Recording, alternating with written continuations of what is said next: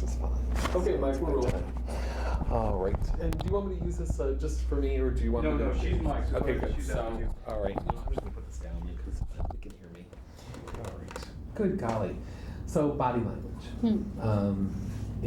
I must say, as someone who has enjoyed your music, and who has danced to your music, who has seen your billboards on Sunset Boulevard, and who is American, I must say, the last album especially, we're like, okay, this is the one that's going to happen in the U.S.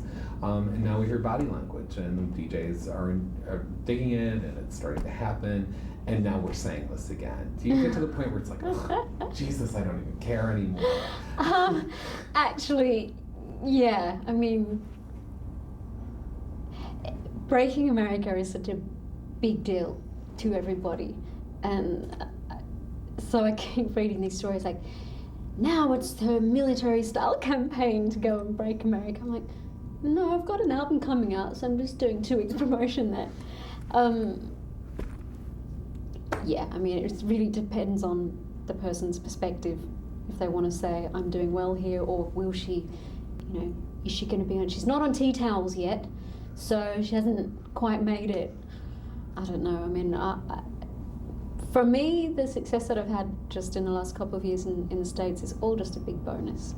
It's like an extra helping of dessert. And frankly, I think if you focus too much on here, then it's almost insulting to everyone who's not here, who has enjoyed your records and made you a success everywhere else. It's when I was talking with Bjorn Ulvaeus at the premiere of Mamma Mia, and we got stuck somewhere for like 20 minutes, and we started talking about the American success of ABBA. Yeah. And he said, it would have been nice if we had more. He goes, but we didn't need it. He goes, none of you over here really understood. He goes, we did have one #1 single here too. Yeah, I mean it's a strange. It's just a bit odd that you shouldn't feel less successful for the success you have everywhere else because you're not on tea towels in America. I mean, it's just, I don't feel less successful because of that. Anyway, that's boring. It isn't actually though. I mean, it's interesting here, and you are here, and it's it always makes for interesting conversation. Back home, the first single, "Slow," went to #1. Yes. So it's you started off well. We're out of the stalls, surprisingly quickly after Fever. I didn't have any pressure from the record company to get another one out, but I felt, having toured Fever, performed the same thing over and over and over and over and over and over and over and over, and then with the American interest doing all of that here, I was pretty keen to get into the studio and work on something new, something fresh. So all of that happened fairly swiftly, and we released Slow, and I'm really pleased with the success that Slow had, because it's kind of different. How different? And how is body language different? Well, not so much body language, but the lead single, Slow, being, I mean, it doesn't sound like anything else that I hear on the radio, so that can be a good thing, and also slightly terrifying thing as well. But it worked, and people responded to it, and body language has a little bit more of that, but I think the second single, Red Blooded Woman, illustrates more of the flavour of the album. Tell me what that flavour is, and specifically in relationship to the single. Red Blooded Woman, it's got a strong urban influence, which is really not where I'm from, but that's more or less what's taken over pop music, current pop music. And what's interesting in pop is the electro, anything that's got that retro nature to it, and therefore becomes modern, the way they interpret that, and urban rhythms, hip hop, R&B. So it's kind of interesting for me to take a little bit of that flavour, because I obviously do it differently. I certainly could not do it the way other artists do.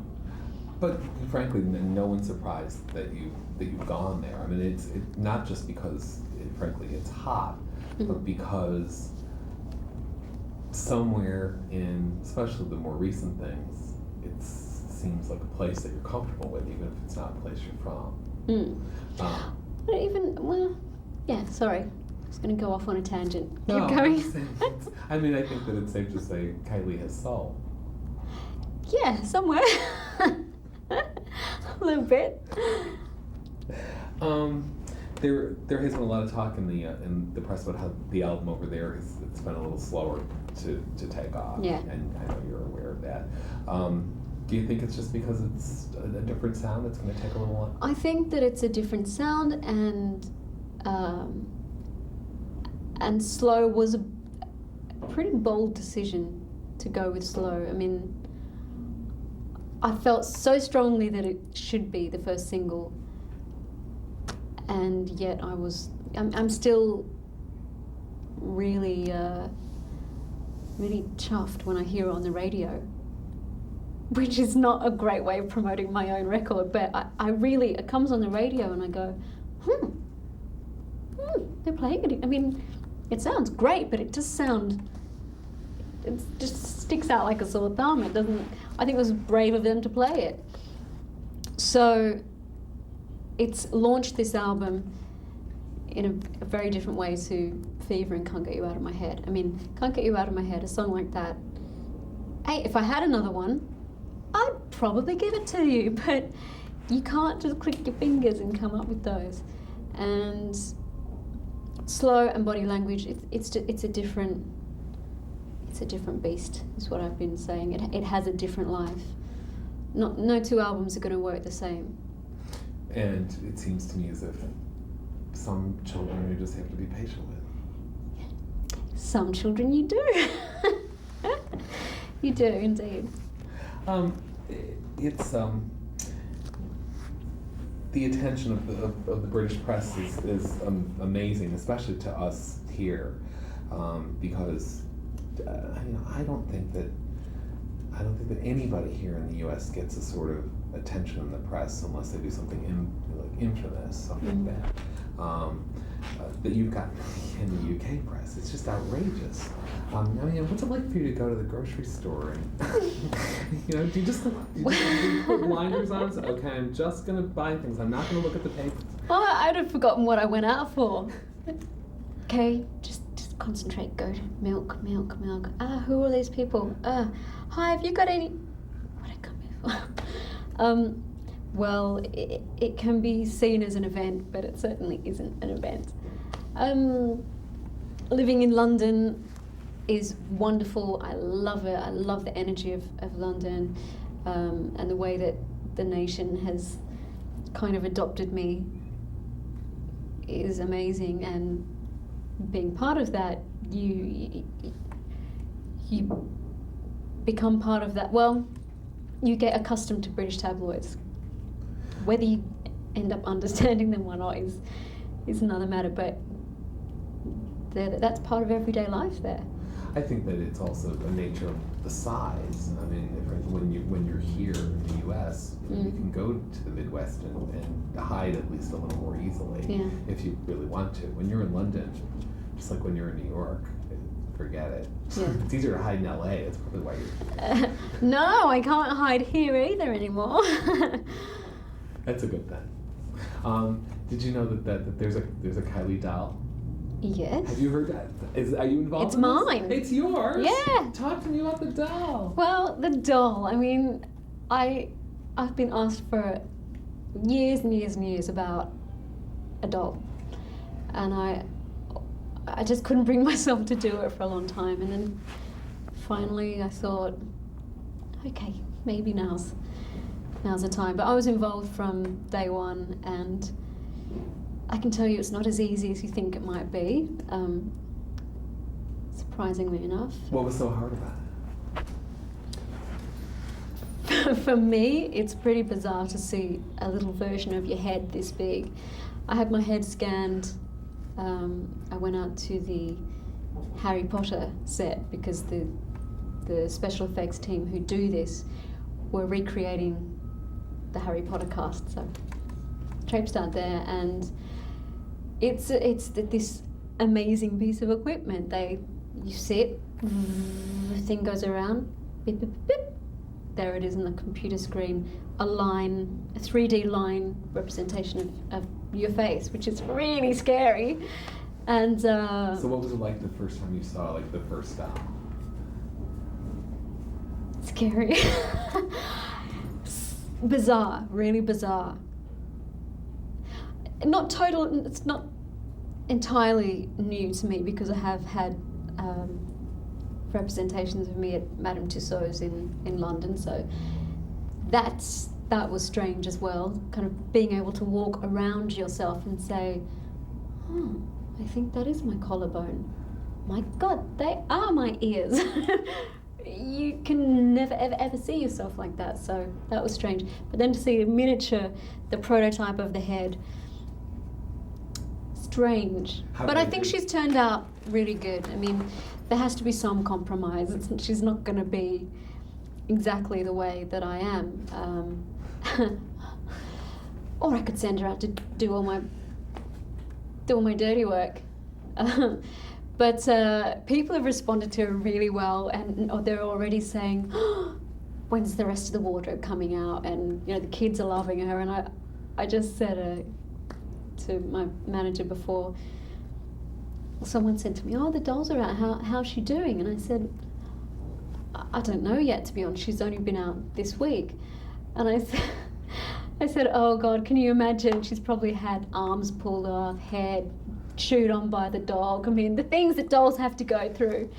But she will have a regularly updated wardrobe, and I think she needs a little tour, a little road case for her costumes. An armoire for her. Mm-hmm. Malibu Kylie, Country Kylie, Outer Space Kylie. This is the thing. So you get. I resisted for a long time, and now that she's here, everyone's got their ideas about, oh, she could have this and have that. What kind of car should she have? And GI Kylie. Yeah, there's a lot of potential there. I have to ask about the future. There are a lot of people that know you only from Baz. Know you from Moulin Rouge. From Moulin Rouge, huh? Yeah, I mean, it's interesting. There are people that don't listen to pop music who say, oh yeah, yeah. Is that bizarre? I mean, think, because that was really, it was a lot of work, but it was really only a footnote to a huge career. But there are people that only know you from the movies. This is the Green Fairy.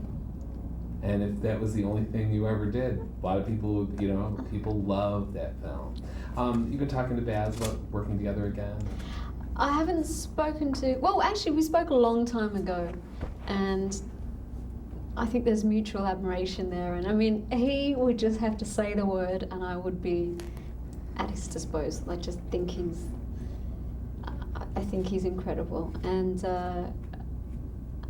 I was so thrilled to be asked to be in Moulin Rouge, because I knew they'd been making it, and a little bit of me was really jealous, thinking, oh, I wish I was in that. I'm a big fan of musicals and of Baz Luhrmann, so I just thought, I can only imagine it's going to be incredible, beautiful, epic. And I think eventually, historic too. I mean, I think important and historic. I think it's a really, I think it's a masterpiece. And to have you be part of that's very cool. Well, yeah, I was an afterthought, really, because apparently the Green Fairy was initially animated, and so he asked me if I'd like to do it, and I didn't even pretend to be cool. I just said, yeah, when? And then I didn't tell anyone, because I just thought, I'm too excited and it's too special. And even after I'd filmed my bit, I really told very few people, because I thought it still might not end up in the film. So it's Moulin Rouge with an exclamation point. The life of a pop star means you're on the road. I mean, we know it's a lot of work. You don't have to tell us. Yeah. And yet you're a grown up woman, just like any grown up man or female. I think you get to a point where you do think, Jesus, maybe I just want to settle down and sort of pursue that other area of life. I mean, have you thought about it? Is it part of your goal? I think about it a lot. I don't think it's one or the other for me. It's just a question of balance. And I don't think you find the balance and then you're set. I think that will continue for the rest of my life. I mean, you know, if I ever did have a family, that's going to mean a whole other balance, you know. At the moment, it's really between work and my private time and family time. Unfortunately, that involves a long trip to Australia, so I can't kind of do it every weekend as much as I'd like to. But it's so hard to have. I mean, it's hard to have a relationship even when you live in the same town. Like when you're in the entertainment business, you're working 18-hour days. Yeah. And it's like, how do you pull it off? Just try my best. Yeah. If you've got a good reason to make it work, you make it work. It's that simple. Man, it seems like you're making it work. You I seem to have am. it. I know. Always get a bit goofy. Yeah. Well, you had to come to LA for some other reason. This is great. This is what I needed. Okay. Thank you. I do appreciate it. I'm a fan. It always.